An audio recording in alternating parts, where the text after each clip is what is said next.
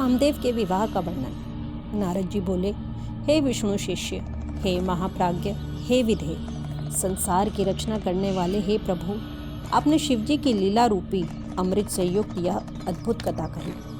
हे तात, इसके बाद क्या हुआ? यदि मैं शंभू की कथा पर आश्रित उनके चरित्र को सुनने में श्रद्धावान हूँ तो उसे कहिए। ब्रह्मा जी बोले, इस प्रकार शिव जी के अपने स्थान को चले जाने तथा उस ब्रह्मा के अंतर्धान हो जाने पर दक्ष प्रजापति मेरी बात का स्मरण करते हुए कामदेव से कहने लगे, हे काम, सुंदर रूप एवं गुणों से युक्त यह कन्या मेरे शरीर से उत्पन्न हुई है, अतः तुम अपनी पत्नी बनाने के लिए इसे ग्रहण करो। यह गुणों में तुम्हारे ही समान है। हे महातेजस्विन, यह कन्या सदा तुम्हारे साथ रहेगी और धर्म के अनुरूप तुम्हारी इच्छा के अनुसार तुम्हारे वश में रहेगी। ब्रह्मा जी बोले, हे नारद, यह कहकर दक्ष ने अपने स्वेद से उत्पन्न हुई कन्या का नाम रति रखकर और उसे अपने आगे कर कामदेव को दे दिया।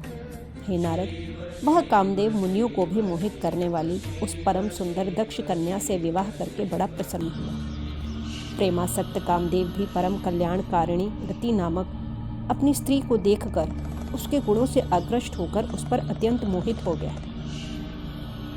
गौर वर्ण वाली, हरिणाक्षी तथा चंचल नेत्र प्रांत वाली वह रति भी काम के सदृश होने के कारण उसे परम आह्लाद प्रदान करने लगी।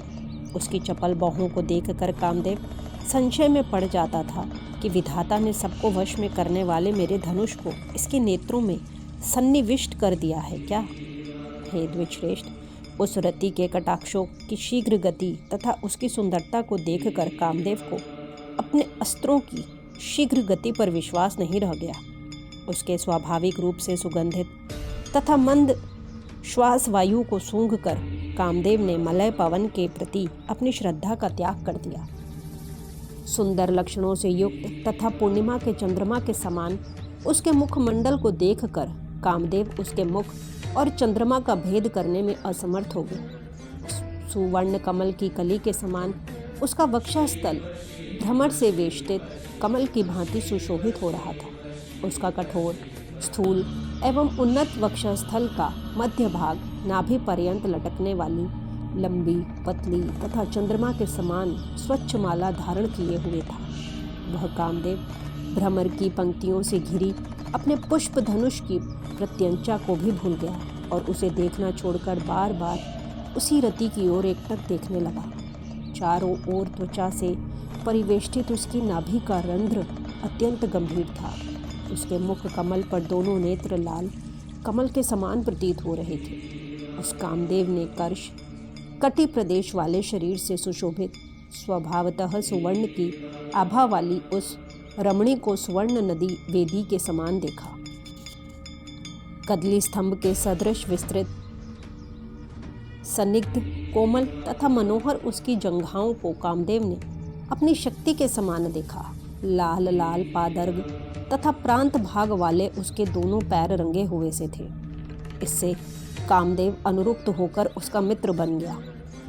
पलाश पुष्प के समान लाल नखों से युक्त, सूक्ष्म अग्र भाग वाले तथा गोलाकार उंगलियों से युक्त उसके दोनों हाथ अत्यंत मनोहर प्रतीत हो रहे थे। उसकी दोनों भुजाएं कांतिमय, मृणाल के समान लंबी, कोमल, सन्निग्ध और कांतियुक्त लाल मूंगे के समान सुशोभित हो रही थी। उसका मनोहर केशपाश काले काले बादलों के समान शोभा पा रहा था। इससे वह काम प्रिय चमड़ी के बालों को धारण करने वाले चमर की भांति सुशोभित हो रही थी। सौंदर्य युक्त ऐसी रति को हर्षित नेत्रों वाले कामदेव ने उसी प्रकार ग्रहण किया जिस प्रकार हिमालय से उत्पन्न गंगा को महादेव जी ने ग्रहण किया था। चक्र तथा पद्म के चिन्हों से युक्त, मृणाल खंड के समान मनोहर हाथों से युक्त वह रति गंगा नदी के समान प्रतीत हो रही थी। उस रति की दोनों बाहों की चेष्टाएं नदी की सूक्ष्म लहरों के समान प्रतीत हो रही थी।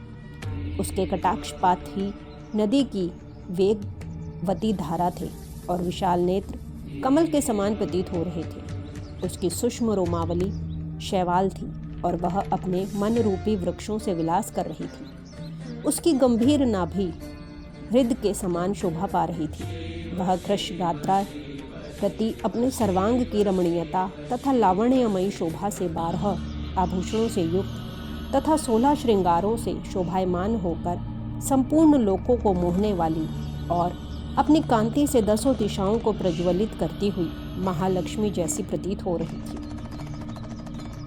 इस प्रकार परम सुंदरी रति को देखकर कामदेव ने इसे बड़ी प्रसन्नता से ग्रहण किया।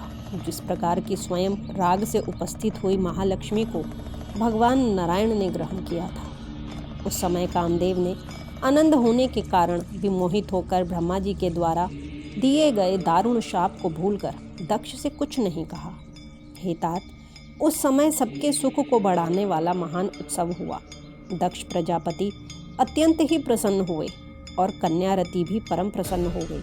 अत्यधिक सुख पाकर काम का समस्त दुख विनष्ट हो गया और इधर दक्ष कन्या रति भी काम को पति रूप में प्राप्त कर परम हर्षित हुई।